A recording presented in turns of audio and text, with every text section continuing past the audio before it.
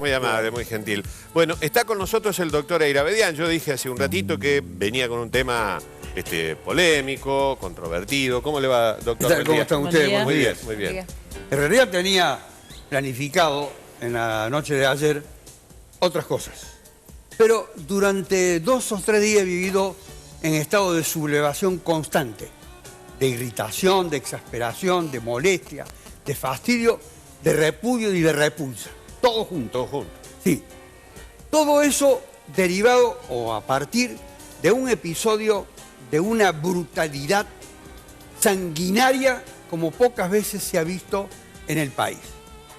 Un grupo de inadaptados socialmente, de criminales en potencia, de asesinos que viven en barrio Quebrada de las Rosas, se ensañaron hasta prácticamente quitarle la vida a un joven que había cometido un hecho delictivo, se supone que había cometido un hecho delictivo de los tantos que abundan en Córdoba y en el país. Por cierto que no hay ningún tipo de justificación para el hecho que había sido el motivo determinante de lo que sucedió después. No estoy avalando la conducta de quien tenga la edad que tenga, ejecuta esos hechos que irritan a la gente, que la ponen en un estado muchas veces de cierta inseguridad, de intranquilidad, de indefensión la llaman. Esos hechos deben ser perseguidos, sus autores deben ser responsabilizados en la medida en que se los detenga, deben ser juzgados esos hechos cometidos por esos asaltantes. Pero de allí a que personas que no hayan sido las víctimas, aunque tengan algún grado de solidaridad con quien ha resultado la víctima, ejecuten actos de violencia sobre esa persona y que cuando ya esa persona está reducida, es decir, no corre nadie ningún peligro, están impedidos de ejecutar ningún movimiento, se debe llamar, si es que no se ha llamado antes, a la policía. Si esta tarda o no tarda, si viene o no viene de inmediato, es otra historia. Lo concreto, que en este caso de Quebrada de la Rosa, esa persona estaba reducida y no tenía ninguna posibilidad de ejecutar actos ya de violencia sobre las personas que habían procedido a capturarla. Y debían, consiguientemente, ponerla en conocimiento de la autoridad policial para que ésta, a su vez, la sometiera al proceso correspondiente, entregándola, tras la intervención de la unidad judicial del lugar, a la justicia de instrucción, a un fiscal de instrucción. Pero es aquí que los sanguinarios asesinos, que dicen ser las víctimas de la inseguridad, etc., se ensañaron sobre esa persona hasta quitarle la vida, actuando con una ferocidad que ni los animales tienen. En consecuencia, yo escucho siempre el mismo comunicador radial, todas las mañanas, y plantea, el comunicador radial, falsamente los hechos, no este hecho.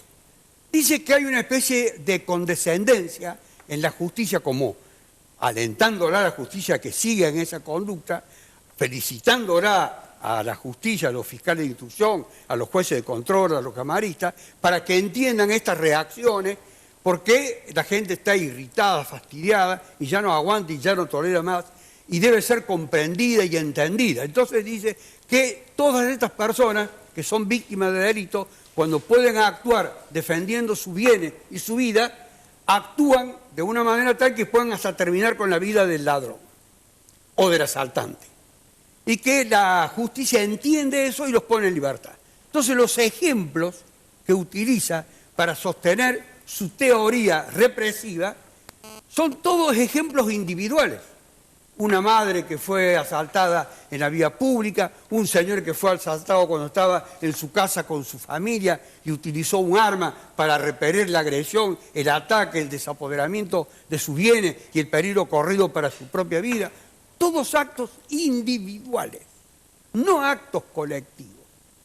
Individuales de personas que están ejerciendo legítimamente sus derechos y que la ley sí lo reconoce.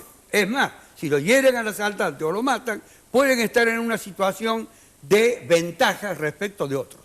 Esos hechos sí están plenamente justificados.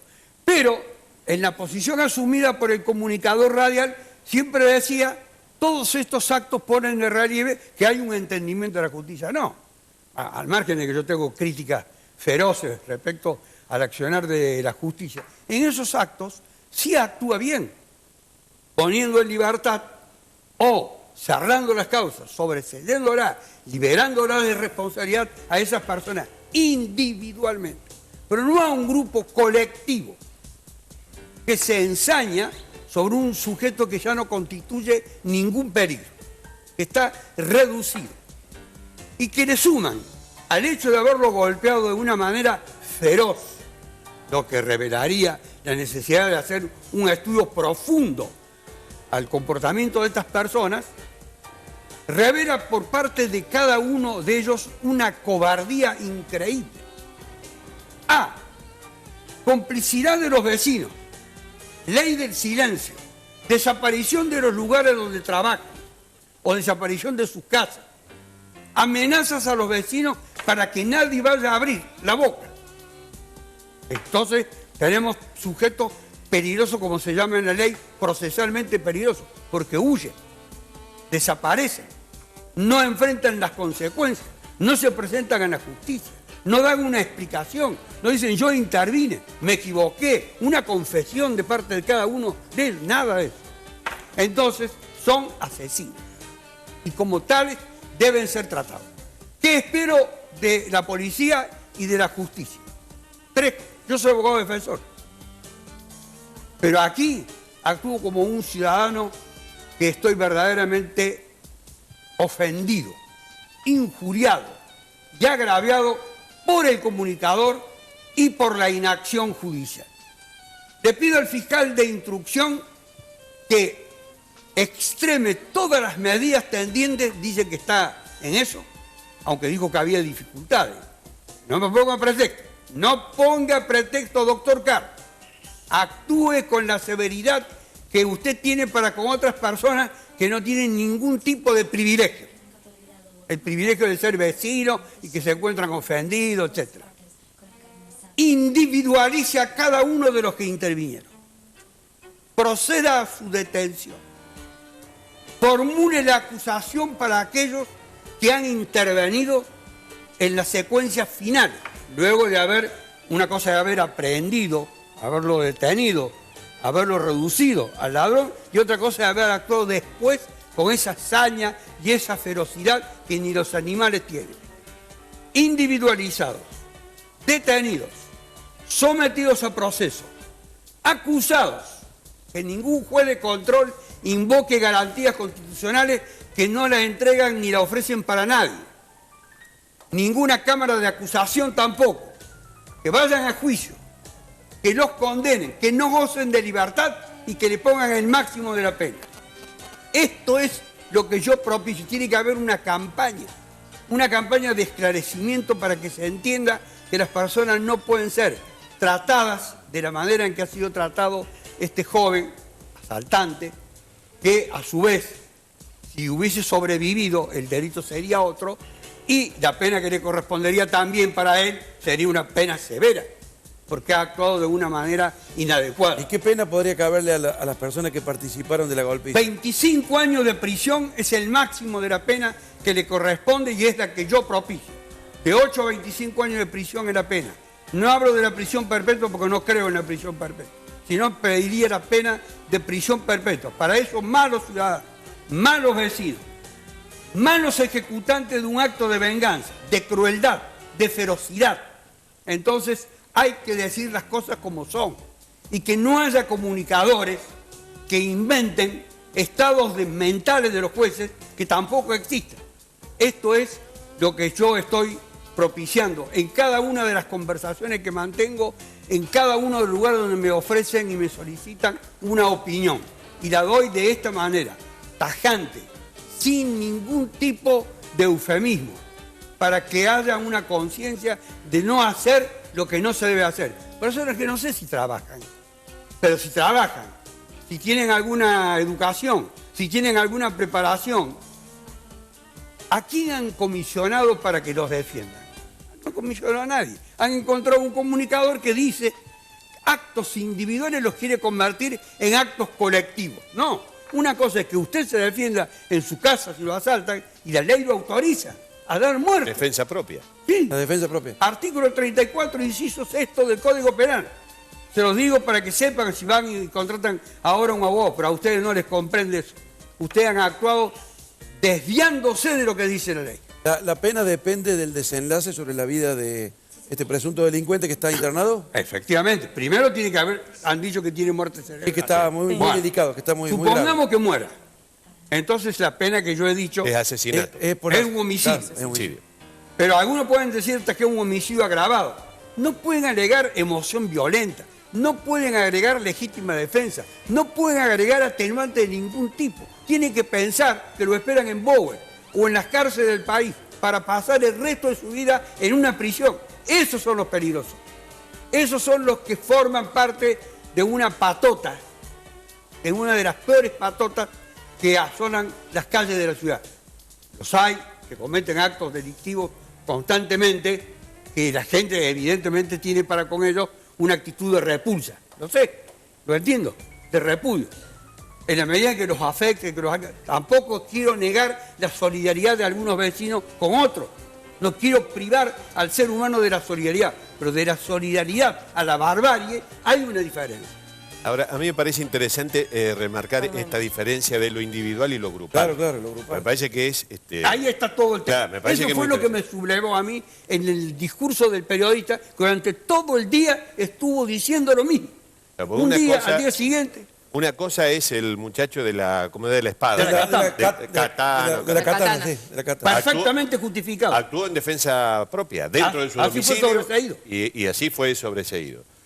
El tema de esta gente es que ya lo tenían reducido.